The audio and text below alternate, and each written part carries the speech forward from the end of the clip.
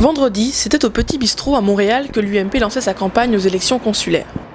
Sur fond d'imbroglio politique au sein de la droite française au Québec, Michaël Pilater et ses 15 autres colistiers sont venus prôner le rassemblement. Le message il est clair, c'est une liste de rassemblement et d'unité. Peu importe ce que les gens ont fait il y a 10, 20 ou même 5 ans, l'intérêt c'est d'avoir un projet commun. Aujourd'hui on est tous rassemblés derrière notre liste et qui est soutenu par le parti majoritaire de droite, le premier parti de France. Donc je pense que le message il est très clair, c'est qu'il y a un vrai message de rassemblement et un message d'unité qu'on veut adresser aux électeurs. À 21 ans, l'étudiant de Polytechnique a clairement insisté sur son engagement dans les questions d'éducation et notamment sur la hausse des frais de scolarité. Je suis étudiant donc je connais très bien les sujets.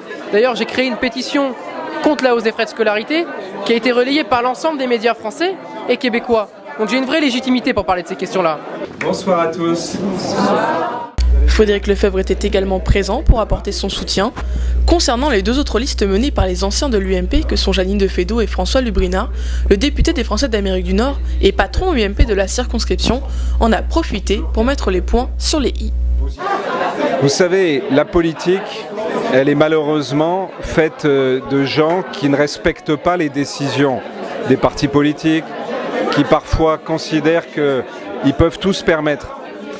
Moi, je veux polémiquer avec personne. Vous savez, ce qui m'intéresse, c'est le sort des Français. Aujourd'hui, les choses sont claires. Il y a une liste qui est soutenue par ma formation politique, par l'UMP, qui est soutenue aussi par l'UFE, qui est cette liste que conduit Michaël Pilater. Pour le reste, les électeurs jugeront du comportement des uns et des autres. Récemment réintégré au parti, Aurélia Letaro, numéro 2 de la liste, explique cette situation pour des raisons d'ego personnel et va jusqu'à dénoncer une manipulation électorale.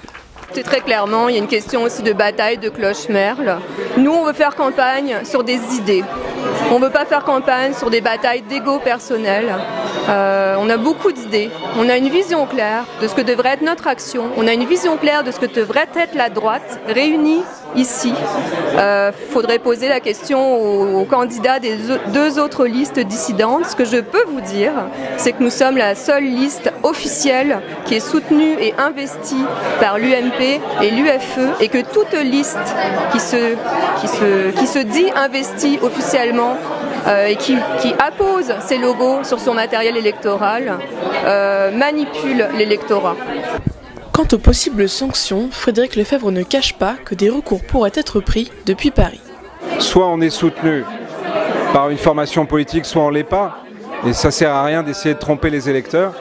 L'UMP, évidemment, procédera aux exclusions et aux suites judiciaires s'il doit y en avoir. En attendant, la campagne est lancée et les électeurs auront jusqu'au 24 mai pour se faire leur idée. Rosanne Nicole et Maël Bénard pour l'Outard de Libéré à Montréal.